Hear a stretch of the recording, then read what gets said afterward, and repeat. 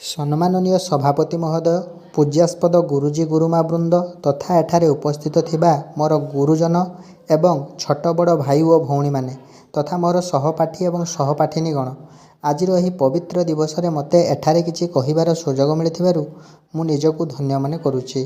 ଆଜି ହେଉଛି ଅଗଷ୍ଟ ମାସ 15 ତାରିଖ 1947 ମସିହା। ଆଜିର ଦିନରେ ଆମ ଦେଶର ମହାପୁରୁଷ ସ୍ୱାଧୀନତା ସଂଗ୍ରାମୀମାନେ ଆମ ଦେଶ ଭାରତକୁ ସ୍ୱାଧୀନତାର ସ୍ୱାଦ ଚଖାଇଥିଲେ।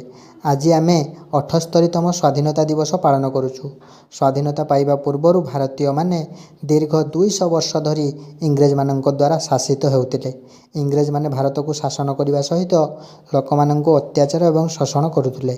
ତେଣୁ ଇଂରେଜମାନଙ୍କ ଅତ୍ୟାଚାରରୁ ଦେଶକୁ ସ୍ୱାଧୀନତା ଦେବା ପାଇଁ ଗାନ୍ଧିଜୀଙ୍କ ନେତୃତ୍ୱରେ ସମ୍ପୂର୍ଣ୍ଣ ଦେଶବାସୀ ଆଗକୁ ଆସିଥିଲେ। ଗାନ୍ଧିଜୀଙ୍କ ଦ୍ୱାରା ଦିଆଯାଇଥିବା ମୂଳମନ୍ତ୍ର ସତ୍ୟ ଏବଂ ଅହିଂସା ଦ୍ୱାରା ଇଂରେଜମାନେ ଭାରତ ଛାଡ଼ି ଯିବା ପାଇଁ ବାଧ୍ୟ ହୋଇଥିଲେ।